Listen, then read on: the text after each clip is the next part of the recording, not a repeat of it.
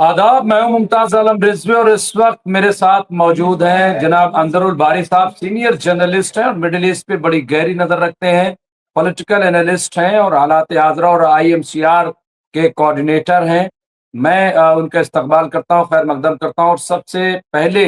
मैं अंदरुल बारी साहब, जो मिडिल ईस्ट में इस वक्त चल रहा है, कभी लगता है कि जंग रुक गई, कभी लगता है कि जंग फिर शुरू हो गई, कभी लगता है कि अब मुज़ाकरात के टेबल जो है वो बड़ी मजबूत हो गई है, बातचीत हो जाएगी, लेकिन फिर अचानक हमले शुरू हो जाते हैं। कैसे देख रहे हैं, क्या है इसके पीछे?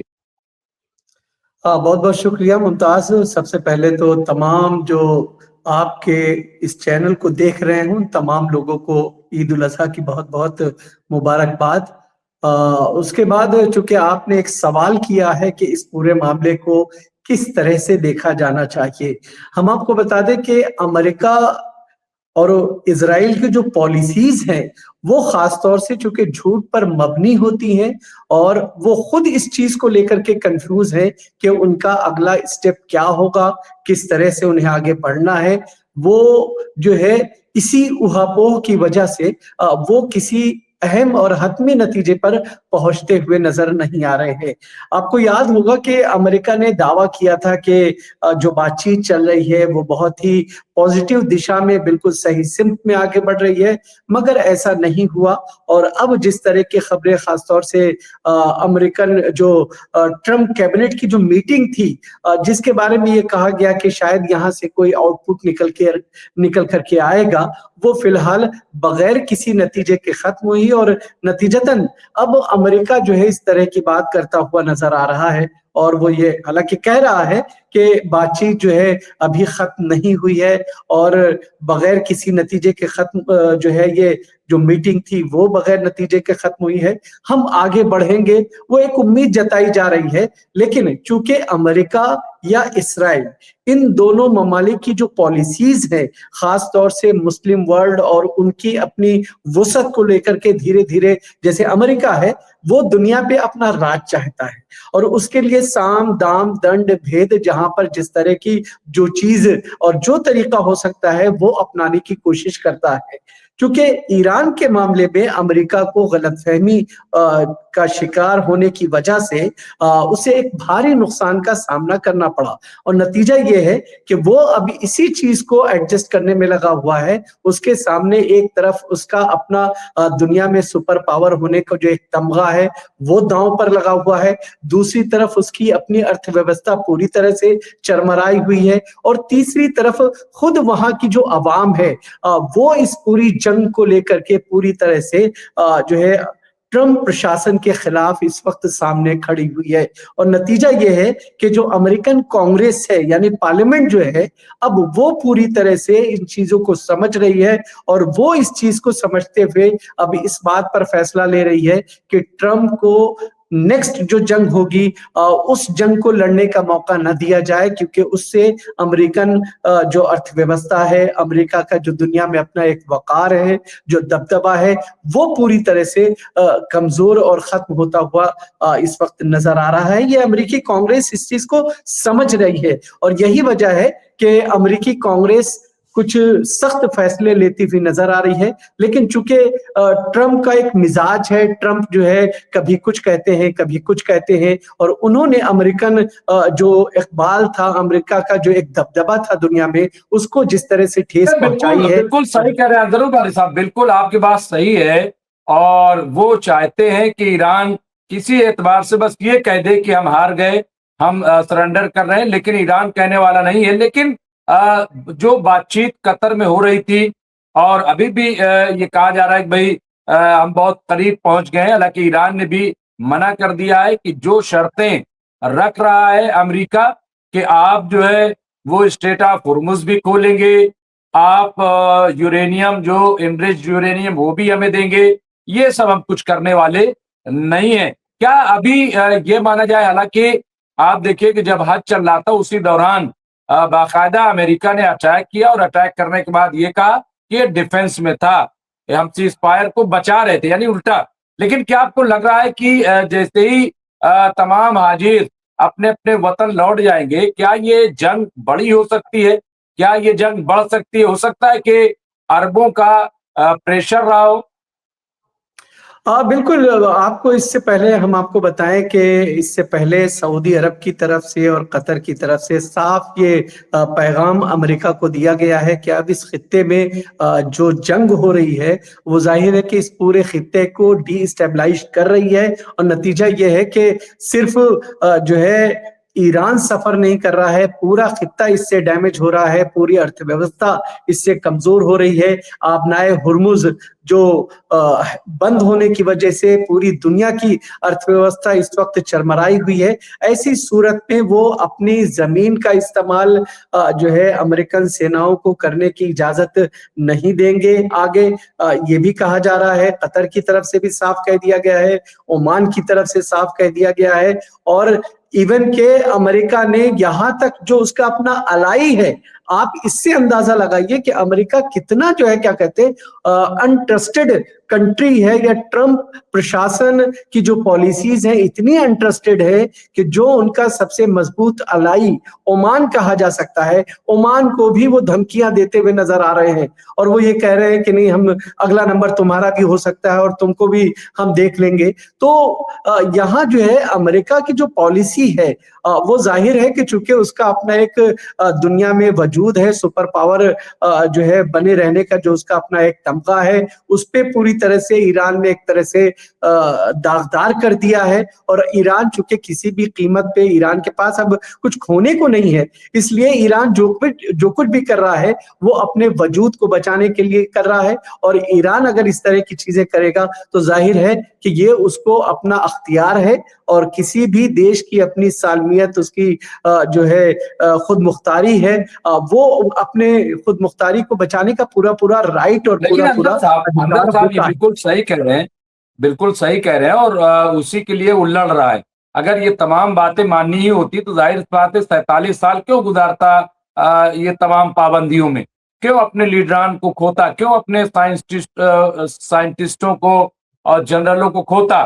तो ईरान का तो बिल्कुल क्लियर मामला है, लेकिन जिस तरह से अमेरिका आगे बढ़ रहा है, ओमान को धमकी दी, ओमान को नहीं बल्कि सऊदी अरब पाकिस्तान को कहा कि अगर अब्राहम अकॉर्ड साइन नहीं करते हो तो फिर देख लेना सारी हम पाबंदियां कर देंगे, ये कर देंगे, वो कर देंगे। तो ये जो धमकी है, क्या आपको नहीं लग रहा है कि इससे मिडिल ईस्ट से बहुत दूर होता जा रहा है अमेरिका? और ये एक बहुत बड़ी गलती है क्योंकि अब पहले जैसे हालात नहीं रहे। मेरा ख्याल से 40 रोजा जंग ने पूरे मिडिल ईस्ट को बदल के रख दिया है। बिल्कुल आपने सही कहा और जाहिर है कि अमेरिका जो है इस तरह की एक टैक्टिक्स इस्तेमाल करता है, वो जो अपने जिनसे उनको काम होता है या जिन कंट्रीज पर वो अपना प्रेशर डालने की कोशिश करता है, तो वो उनके ऊपर एक तरह से टैक्टिक्स के तौर पर इस तरह का प्रेशर डालने की कोशिश करता है। वो इस कोशिश में है कि बगैर लड़े, बगैर अपनी सेना का इस्तेमाल किए हुए, चूंकि दुनिया में इस वक्त पूरी तरह से अमेरिका अलग थलग पड़ा हुआ है, यूरोपियन कंट्रीज उसके साथ नहीं है, अरब जितने हैं वो एक तरह से अपने आप को डीएस्टेबिलिटी की वजह से डर महसूस कर रहे हैं, वो भी उस तरह से खुल करके सपोर्ट नहीं कर रहे हैं। यूरोपियन के साथ साथ अफ्रीकन कंट्रीज को कोई मतलब नहीं है। तो अमेरिका इस वक्त पूरी तरह से अलग थलग पड़ा है। तो इन तमाम चीजों को सामने रखते हुए वो एक तरफ कभी धमका करके कोशिश करता है कि चीजों को मैनेज किया जाए और कभी एक छोटा हमला करके वो डरा करके ये कोशिश करता है कि किसी तरह से उसकी बात को तस्लीम कर लिया जाए। लेकिन चूंकि 40 दिन की जो जंग हुई, उस जंग के दौरान दुनिया ने ये देख लिया कि अमेरिका का जो गुब्बारा था यानी सुपर पावर बने रहने का, वो पूरी तरह से एक खोखला सा साबित होता हुआ नजर आ रहा है। क्योंकि अमेरिका, नो डाउट कि अमेरिका के पास जो है अच्छी फौज है, उसके पास टेक्नोलॉजी है और दुनिया भर का जो है क्या कहते हैं उसके पास पैसा है। तो उन तमाम हथकंडों को इस्तेमाल करके आज तक वो जो है अलग अलग कंट्रीज को दबाने और उन तक अपनी पहुंच को मजबूत बनाने की कोशिश करता आया है। लेकिन इस 40 रोजा जंग ने पूरी तरह से बेनकाब किया है अमेरिका को, अमेरिका की अर्थव्यवस्था को, अमेरिका की पॉलिसीज को और अमेरिकन सेनाओं को भी एक तरह से नंगा करके यहाँ पर रख दिया है ईरान ने। यही वजह है कि ट्रंप जहां एक तरफ बातचीत की मेज पे बैठे हैं, वहीं डराने के लिए सीधे तौर पर वो छुटपुट इस तरह के हमले करके पड़ोसियों को और दूसरे जो देश हैं उनको एक संदेश देने की कोशिश करते हैं कि नहीं, अमेरिका आज भी उसी दबदबे के साथ है और अमेरिका का जो अपना एक वकार है, क्योंकि आपको याद होगा कि अमेरिकन कांग्रेस जो है उसने जो अपनी रिपोर्ट सबमिट की और संसद में जिस तरह की बहस हुई, उसके बाद जो पूरा निचोड़ निकल करके आया, उसमें साफ तौर पे ये कहा गया कि ट्रंप प्रशासन ने अमेरिका का जो दुनिया में एक अपना दबदबा हुआ करता था, उसको बहुत बुरी तरह से नुकसान पहुंचाया है और अगर ट्रंप को इजाजत दी जाती है तो अमेरिका का वजूद खत्म हो जाएगा, अमेरिका का दबदबा खत्म हो जाएगा। ऐसी सूरत में अब अमेरिकन कांग्रेस जो है किसी भी कीमत पर ट्रंप प्रशासन को किसी नए जंग की इजाजत हरगिज नहीं दे सकती है, क्योंकि जब भी ट्रंप प्रशासन को नई जंग के लिए आगे बढ़ना होता है तो जाहिर है कि अमेरिकन कांग्रेस और वहां की जो सीनेट है वहां से मंजूरी लेनी होती है। अब जब वहां से सीनेट से उनको मंजूरी नहीं मिलेगी तो ऐसी सूरत में ट्रंप के लिए सबसे ज्यादा परेशानी है कि खुद उनकी अपनी अवाम, खुद उनकी अपनी पार्लियामेंट अगर उनके खिलाफ खड़े हो गई है तो ऐसी पोजीशन में ट्रंप के लिए सबसे ज्यादा दिक्कत है। और यही वजह है कि वो अपने दायरे में रह करके छुटपुट इस तरह की घटनाएं अंजाम दे करके दबाव बनाने की यहाँ पर पूरी कोशिश करते हुए नजर आ रहे हैं। हालांकि जहां तक कि इसराइल की अगर बात की जाए, इसराइल एक तरह से अमेरिका से इस वक्त बहुत ज्यादा नाराज है, अमेरिकन कांग्रेस से बहुत ज्यादा नाराज है, क्योंकि अमेरिकन कांग्रेस ने इसराइल के उस मंसूबे को जो इसराइल चाहता था उस पर एक तरह से पानी फेरने का काम किया है। और एक बड़े पैमाने पर यह कहा जा सकता है कि इसराइल के बारे में अब जो जानकार है, खासतौर से वेस्ट एशिया के जो इस पूरी जंग पर गहराई से नजर रखे हुए हैं, उन लोगों का साफ तौर पे ये कहना है कि इसराइल इस वक्त पूरी तरह से फंस चुका है। बेंजामिन नेतन्याहू ने अपनी जनता को इस जंग में, चूंकि पहले ये समझा जा रहा था कि शायद नेतन्याहू ने ट्रंप को फंसाया है, अमेरिकियों को फंसाया है, लेकिन अब जो दुनिया में जंग के माहिर लोग हैं वो ये कहते हुए नजर आ रहे हैं कि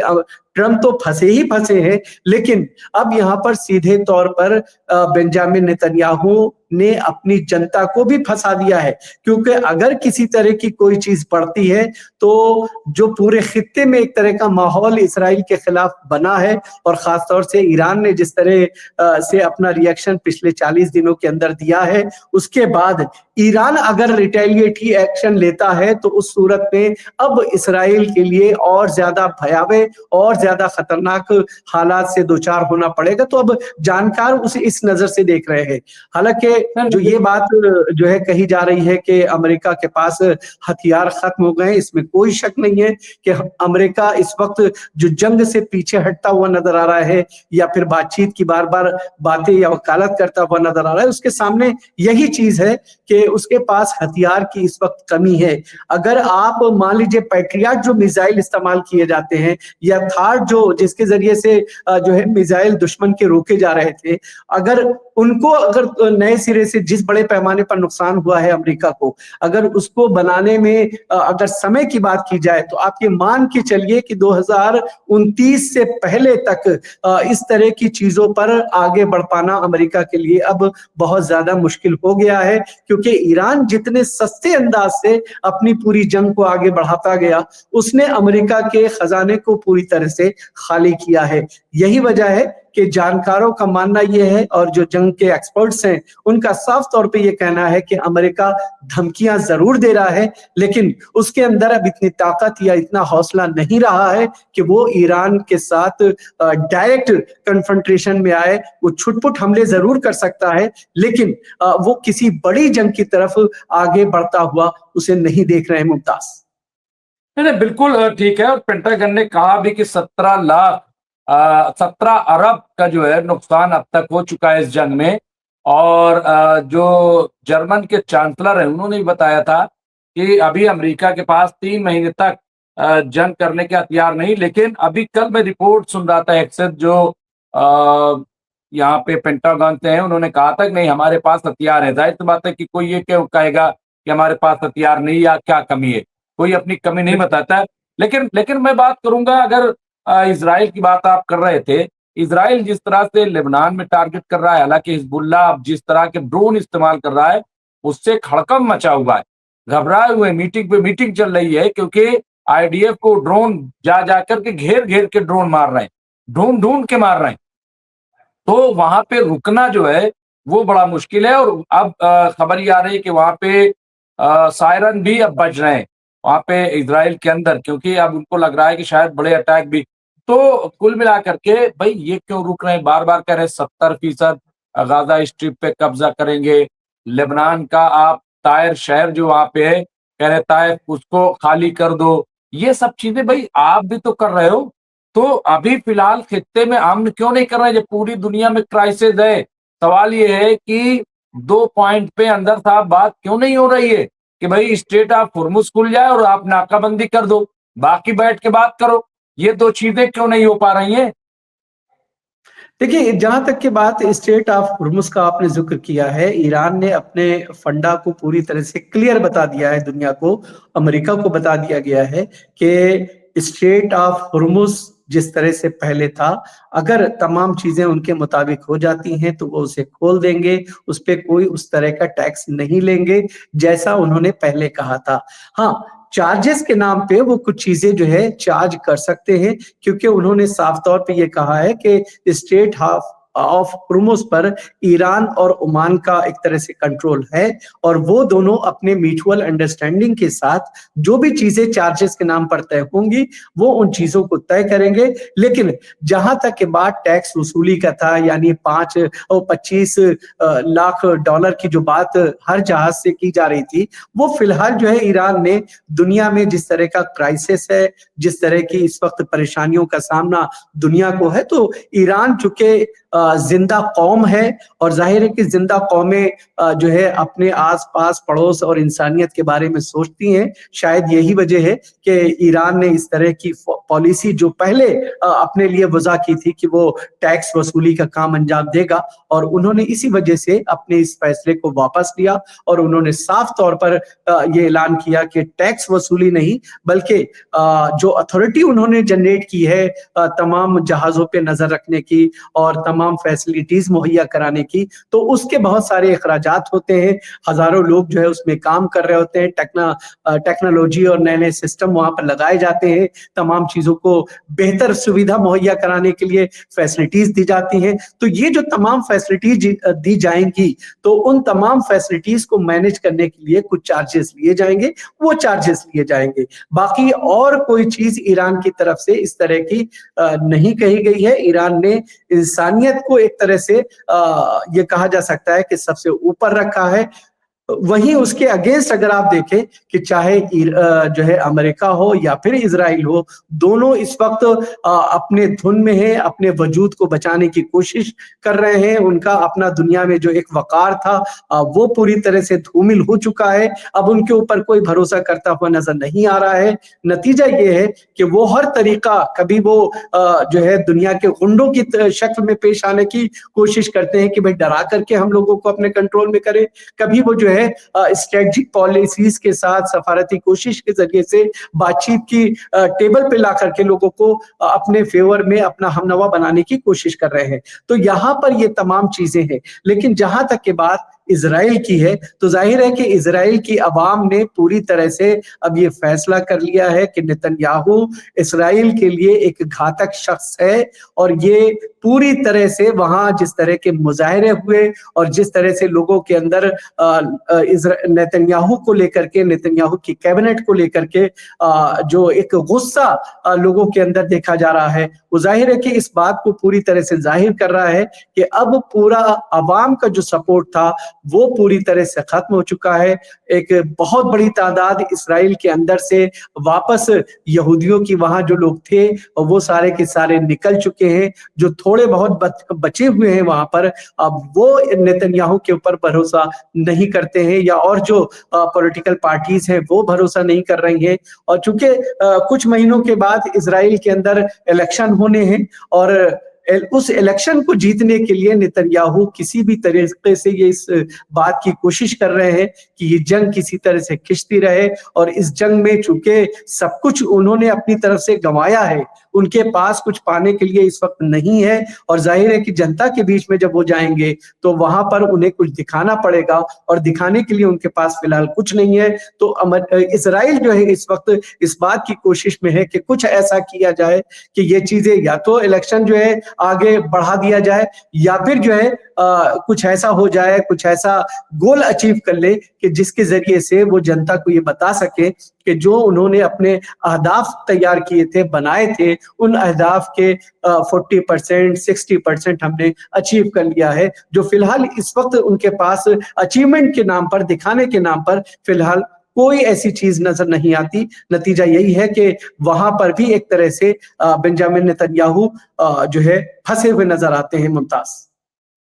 नहीं नहीं, बिल्कुल सही कह रहे हैं, बहुत बहुत शुक्रिया। देखिए, जहां एक तरफ ये दोनों जंग की बात कर रहे हैं तो वहां खामोश बैठा अंसारुल्लाह लाहौती, कल उसने एक अमरीकी ड्रोन को मार गिराया है। और जिस तरह से हम देख रहे हैं कि ईरान भी एक्टिव रहता है, वो इनके फाइटर जेट हो या ड्रोन्स हो, उनको अब टारगेट करता है और कामयाब टारगेट करता है। तो इसलिए मुझे लग रहा है कि अब बहुत आसान नहीं होगा कि ईरान को जेर करना, ईरान को शिकस्त देना। ईरान, मुझे ऐसा लगता है कि पहले के मुकाबले आज बहुत स्ट्रांग हो गया है, और ईरान के अवाम जो चाहती है कि अब बातचीत बंद हो और जंग शुरू हो और इन्हें कैफरे किरदार तक पहुंचाया जाए, क्योंकि इन्होंने हमारे जो सुप्रीम लीडर है आयतुल्लाह सैयद अली खामनाई साहब को शहीद किया है। तो इस तरह के हालात हैं। तो बहरहाल लेकिन सबको ये सोचना चाहिए कि पूरी दुनिया में जो क्राइसिस है वो इंसानियत के लिए बहुत बड़ा खतरा है। इंसानियत का भी ख्याल रखना चाहिए और किसी तरह से ये बातचीत होनी चाहिए, अब जंग रुकनी चाहिए। बहुत बहुत शुक्रिया अब्दुल बारी साहब आपका, और तमाम जो हमें देख रहे हैं, बहुत बहुत शुक्रिया। तो फिर हम किसी बड़ी शख्सियत के साथ हाजिर होंगे और बात करेंगे मिडिल ईस्ट पर। तो दीजिए इजाजत, बहुत बहुत शुक्रिया। देखते रहिए एमएमसी न्यूज इंडिया।